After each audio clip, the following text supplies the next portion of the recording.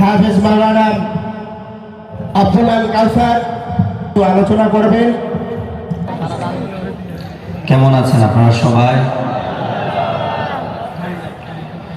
আল্লাহ তাআলার দরবারে শুকরিয়া আদায় করি যে আল্লাহ তাআলা আমাদের এই গোলাপের চরচাঙ্গাকান্দিতে আজকের এমন একটি সুন্দর কোরআনের বাগান সাজানোর তৌফিক দান করেছেন। পড়ি আলহামদুলিল্লাহ,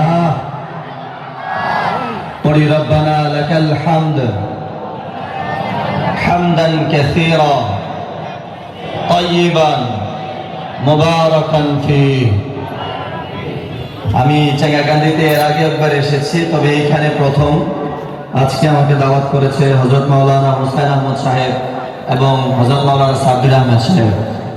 খুব ক্লান্ততা। গতকালকে ছিলাম চাঁদপুর। আপনারা সবাই উজানি চিনেন তো নাকি? উজানি চিনেন? আচ্ছা, গতকাল দ্বিতীয় দিন আমি উজানি মাহফিলে জমার আগে আলোচনা করেছিলাম।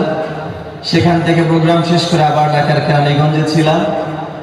কিন্তু আজকে আমাকে বলা হলো যে আপনার এলাকা, আপনার অঞ্চল একটু আসতেই হবে।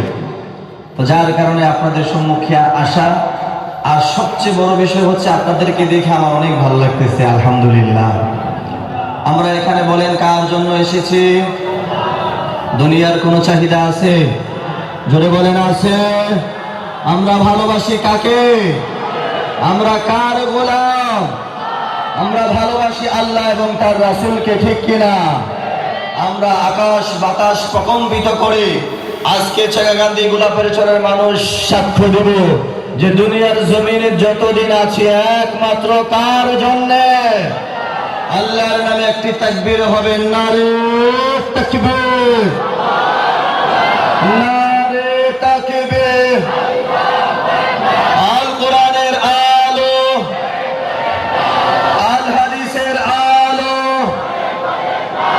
নারে তাকবীর। মাশাআল্লাহ। আল্লাহ তাআলার গোলামদের উচ্চ